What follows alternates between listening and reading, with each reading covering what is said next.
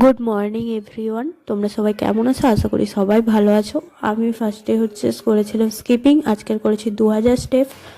তারপরে খেয়েছিলাম একটু আদা জল, আর তারপরে খেয়েছিলাম চিয়া সিড জল, যেটা আমি 10 মিনিট মতো ভিজিয়ে রেখেছিলাম।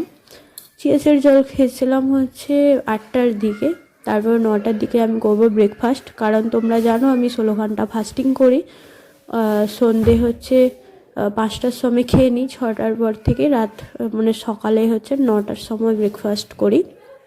ব্রেকফাস্টে ছিল দুধ আর মুসলি। এই মুসলিটা খুবই ভালো, জানো, আমার খুব ভালো লাগে, কারণ এটাতে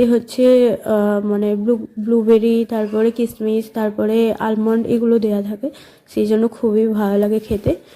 আর তো আগে মিউজিক দিতাম, আর এখন নিজের ভয়েসে করছি ভিডিও। কোনটা তোমাদের ভালো লাগছে অবশ্যই জানিও। আর 4 লিটার জল অবশ্যই প্রতিদিন খাবে। আর দুপুরে ছিল ভাত আর পাতলা করে আলু দিয়ে ছোট যে মাছগুলো হয় না, চারা মাছ, ওগুলোর ঝোল। তারপরে বিকেলবেলা গেছিলাম আমি হাঁটতে। আমি চেষ্টা করি 10,000 স্টেপস কমপ্লিট করার, যত সময় লাগুক না কেন। প্রায় আমি করি, এক সময় আমার হয় না 10,000 স্টেপস।